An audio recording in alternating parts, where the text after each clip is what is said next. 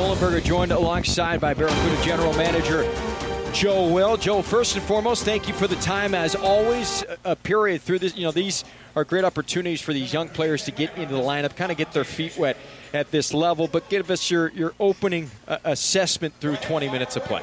Well, I think guys are working really hard, and the purpose of the preseason games here not only to evaluate players but really get them up to game speed. So they're coming to work tonight. They all know that there's competition on the line and spots to get. So glad to see that. Well, the common thread, I guess, if you will, of Sharks training camp has been kind of the intensity and the tempo this year. It seems to have ratcheted up. There's a different vibe this season. And talking to some of the coaches, that's kind of trickled into the Barracuda camp. And it just started on Monday, so there's not a huge runway leading into the season. But from your perspective, so many new young faces, so many valuable prospects should be playing for the Barracuda this year. So what do you want to see in this short little 2-week time frame leading into the regular season? Well, I want to see just some honest effort from them and listening to what the coaches are saying about just playing winning type of hockey, not going out there to be overly risky and do things like that, but they go out and play a complete game and get us back to winning. And the coaches have stressed that at the Sharks level, at the Barracuda level, and that's really what we're looking for. Well, the training camp roster ballooned to 35 players. 4 goaltenders now on your roster. 2 of them didn't make the trip, Aaron Dell, but also Yaroslav Askarov, who was a big acquisition, arguably considered the top goalie prospect in the entire world. So he sent to the American Hockey League, has yet to play for the Sharks, was dealing with a little bit of an injury, skated this morning with the Barracuda. What's the immediate plan for Askarov as he's now in the AHL? I think just to really ramp it up slowly. He's been working hard the past few weeks to get back, and we're not going to rush anything here. But he had a really good practice today, and just keep a little bit every day, and pretty soon he'll be back, to full strength and ready to go. And a lot of it now is he's ready, but it's more about game condition. He is on a waiver-accept contract, on his entry-level contract. You've got 2 goaltenders, established guys up in the NHL. Do you anticipate him going up this year at various points as part of a kind of three-headed monster at the goalie position? How do you kind of anticipate this all shaking out? Well, I think right now, the key was to look at this acquisition as long-term, not short-term, not to rush him up to the NHL. He'll kind of show us by his play, and at the same time, as we have 2 very capable goaltenders with the Sharks. So, injuries happen throughout the year, might be merit recalls and such, but we'll play it by ear. But right now it's just, more or less kind of get him back up into game shape and then see how it goes. But there's no hurry with anything, but you know what? The way he's been playing the past few years and everything, too, he is really on the right path. He was drafted 11th overall. You don't see goaltenders go that early at least, very often. Obviously, the skill set, the athleticism is there to be a guy who can be a number 1 NHL goaltender. You guys saw him from afar. He was not in your organization. I'm sure you liked him during that 2020 draft class. What about this player, though, made him so intriguing to go and get from Nashville?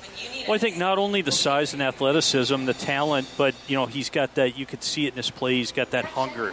That hunger to be a 1. He's got the whole package with everything. And so, that's very exciting. You don't see a lot of goaltenders like that, goaltending prospects that often. And, he's really progressed well. And in our organization, it's one thing we've drafted a lot of high-end prospects at other positions, and it really was time and the right time and the right person to get with Yarl. The Sharks have never drafted a goalie in the first round, but you acquire a goaltender, a former high number 1 draft choice from the Nashville Predators. Focusing on the group on the ice tonight, Filip Bystedt had a great finish to last year coming over from Sweden, finishing off in the American Hockey League. He's put together a really nice camp. You see the physical attributes that made him intriguing when you drafted him in the first round. What do you want to see from him this year in his first full season in North America? I think, learning from the coaches and learning North America and just really putting in the time and the situations. A lot of new things he hasn't seen before. Playing hockey over here, playing against, older, bigger, quicker, stronger players here, longer schedule, different travel, everything else. And as Mike has shown, he's very patient with our young players and to just give them the time to ripen and not really push him along. But, I think he has all the tools to be a really good player in the league, and it'll be really fun to watch him develop here. Kasper Halttunen's playing on his right wing, another highly touted guy, big frame, can absolutely rip the puck. He's still a young player. He could go back to junior. He could stick with your team. Whether he does that or not, goes back to the OHL or sticks around in the AHL this season, how valuable is it for him to get these reps at the pro level wherever he ends up landing? Oh, it's huge. Experiential learning at all the levels. It's something that even if he's not here, he'll remember this. He'll get a taste of it, and it really helps with the development. Much like the players that we had in training camp that are here this year that ended the year in the American Hockey League. It just helps so much. They come into training camp, they come into these games. It's not their first games, and you can tell, they're really more acclimated. So these games are really important whether he stays here or goes back to junior. Well, if a guy played in the Sharks organization, they crossed your path. You've been here for the existence of the franchise. And Ryan Clowe is now part of a three-headed assistant GM monster. Yourself, Tom Holy, and Ryan Clowe. Now as a peer, a co-worker, he played under you with the Sharks and was a fan favorite. What has it been like working with Clowe now in the front office? Oh, it's been great. He's got such a knowledge of development and coaching, and it's really great to have a fresh new vision and voice coming into here and really help. But we have so many players to develop and to work with right now. It's just the manpower helps, and he has such a good hockey mind. It's just great to have him here. One more for you, Joe, and thank you very much for the time. You made a lot of big splashes from an AHL standpoint. We'll put it in quotes this offseason. You bring in Podorowski, you bring in Schultz, you bring in Carlson, who's a little bit nicked up, among others, veteran established guys who should help this team elevate and get into, hopefully, a playoff spot this year. We always talk about the balance, development with winning.